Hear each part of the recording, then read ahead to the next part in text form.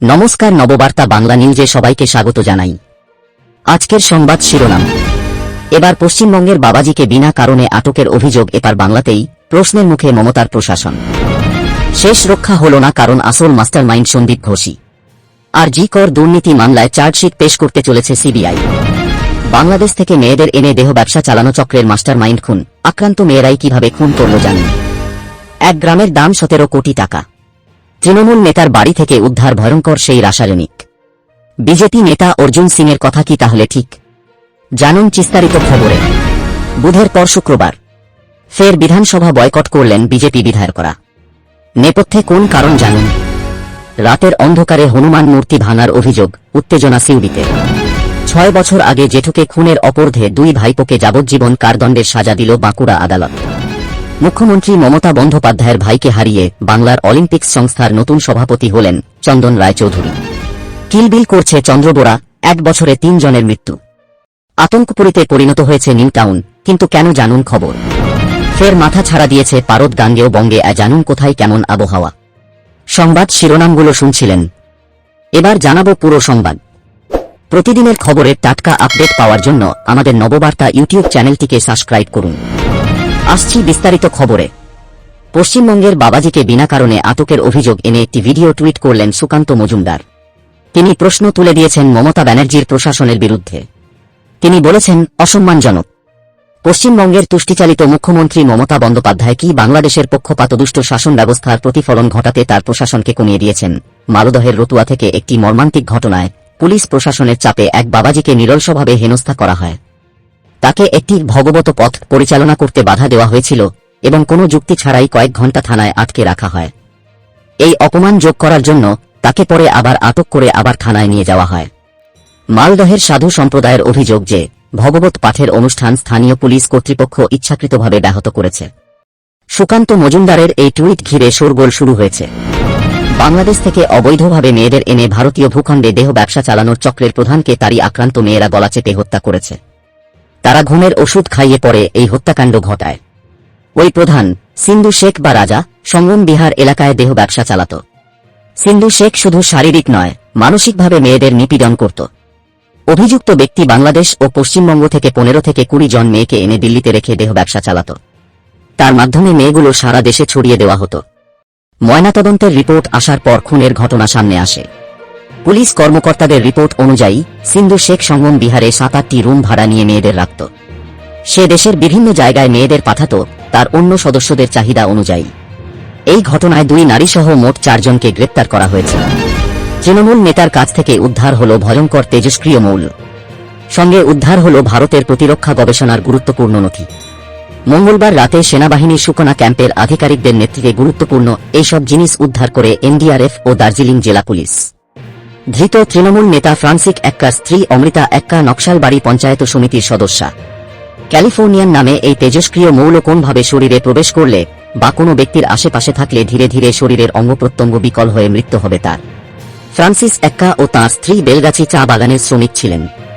পঞ্চায়েত নির্বাচনে তৃণমূলের টিকিটে লড়াই করে পঞ্চায়েত সমিতির সদস্য হন ফ্রান্সিসের স্ত্রী। এরপর অপ্রচলিত শক্তি কর্মাধ্যক্ষ করে তৃণমূল। পুলিশের তরফে জানানো হয়েছে, ধৃত তৃণমূল নেতার বাড়ি থেকে বেশ কিছু গুরুত্বপূর্ণ নথি উদ্ধার হয়েছে। তার বাড়ি সিল করে পুলিশ পিকেট বসানো হয়েছে।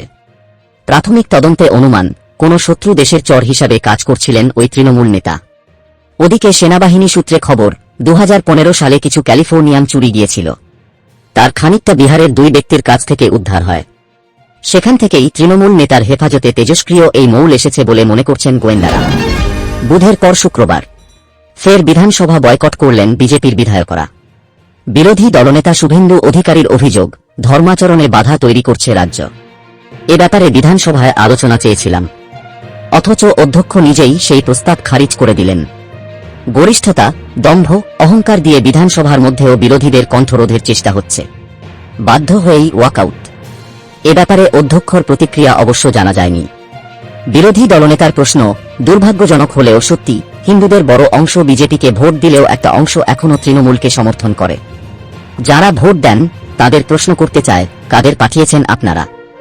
রাজ্যের যত জ্বলন্ত ইস্যু আছে তা নিয়ে কোনো কিছু বলতে দেওয়া হচ্ছে না।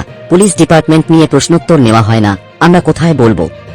লোক কি পাঠিয়েছে শুধু বিধায়ক ভাতা পাওয়ার জন্য আর 60 লক্ষ ল্যাবে রেকমেন্ডেশনের জন্য? এ ব্যাপারে শাসক দলের বিধায়কদের প্রতিক্রিয়া এখনও জানা যায়নি। রাষ্ট্রদ্রোহের অভিযোগে বাংলাদেশ সম্মিলিত সনাতনী জাগরণ জোটের মুখপাত্র ও চট্টগ্রামের হাটহাজারীর পুণ্ডরিক ধামের প্রাক্তন অধ্যক্ষ চিন্ময় কৃষ্ণ দাস ব্রহ্মচারীকে গ্রেপ্তার করেছে সে দেশের অন্তর্বর্তী সরকার, যার জেরে উত্তাল ওপার বাংলা। আঁচ পড়েছে এপারেও। এর মধ্যেই সিউড়ি 2 নম্বর ব্লকের ইন্দ্রগাছা মোড়ে একটি মন্দিরের হনুমান মূর্তি ভাঙার অভিযোগ উঠল অজ্ঞাত পরিচয় দুষ্কৃতীর বিরুদ্ধে। ঘটনায় ব্যাপক চাঞ্চল্য ছড়িয়েছে এলাকায়। খবর পেয়ে ঘটনাস্থলে যায় সিউড়ি থানার পুলিশ। পরিস্থিতি এখন নিয়ন্ত্রণে। 6 বছর আগে এক খুনের মামলায় 2 অভিযুক্তকে দোষী সাব্যস্ত করল বাঁকুড়া জেলা আদালত। শুক্রবার তাঁদের যাবজ্জীবন সাজা ঘোষণা করলেন বিচারক। জেঠুকে খুনের অভিযোগে জেল হল 2 ভাইপোর। স্থানীয় সূত্রে খবর, 2018 সালের 2 জুলাই বাঁকুড়া জেলার ওন্দা ব্লকের চূড়ামণিপুর গ্রামে খুন হন রবীন্দ্রনাথ মণ্ডল। তাকে কোদাল দিয়ে কুপিয়ে খুনের অভিযোগ উঠেছিল।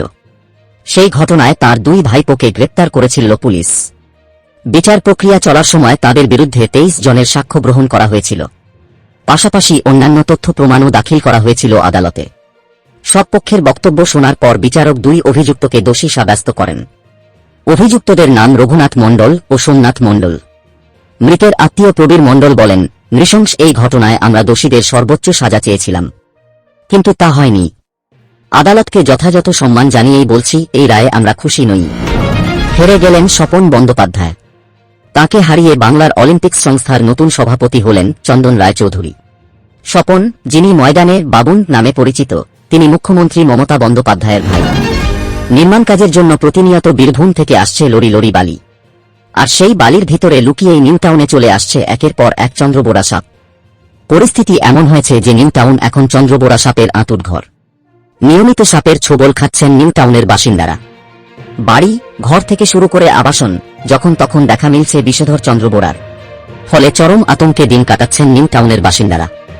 সল্টলেকের ডিএফও কল্যাণ রায়ও জানিয়েছেন, নিউটাউন থেকে নিয়মিত সাপ ধরছে বন দপ্তর, তার মধ্যে অধিকাংশই চন্দ্রবোরা। আরজিকর আর্থিক দুর্নীতি মামলায় প্রথম চার্জশিট পেশ করতে চলেছে সিবিআই।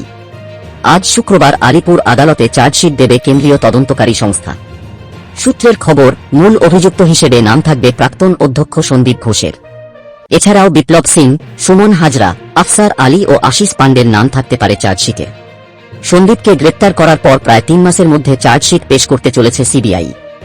ধৃতদের বিরুদ্ধে হাসপাতালে টেন্ডার দুর্নীতি, মেডিকেল বর্জ্য নিয়ে আর্থিক অনিয়ম, হাসপাতালের মর্গেও একাধিক আর্থিক অনিয়মের অভিযোগ রয়েছে। তদন্তের পর 5 জন অভিযুক্ত ও 3টি সংস্থার বিরুদ্ধে চার্জশিট দিতে চলেছে সিবিআই। এবার নজর রাখব আজকের আবহাওয়ার খবরে। কলকাতা সহ গাঙ্গেয় বঙ্গের বিস্তীর্ণ এলাকাতে সর্বনিম্ন তাপমাত্রা মাথা ছাড়া দেবে বলে জানিয়েছে আবহাওয়া দপ্তর। তবে আগামীকাল কলকাতা সহ গাঙ্গেয় বঙ্গের একাংশে হালকা বৃষ্টির সম্ভাবনা আছে। অপরদিকে উত্তরবঙ্গের তাপমাত্রা নেমেছে কালিম্পংয়ে 11.5, জলপাইগুড়িতে 14.4, কোচবিহারে 12.8, উত্তর দিনাজপুরে 15, বালুরঘাটে 18 ডিগ্রি সেলসিয়াসে। তবে বীরভূমের শ্রীনিকেতন ও সিউড়ির তাপমাত্রা ছিল 15.6 ও 15 ডিগ্রি যথাক্রমে। পরবর্তী সংবাদ দেখার আমন্ত্রণ জানিয়ে এখনকার মতো শেষ করছি। নববার্তা বাংলা সংবাদ দেখতে এবং অথেন্টিক টাটকা খবরের জন্য চ্যানেলটিকে সাবস্ক্রাইব করে রাখুন। ধন্যবাদ সবাইকে।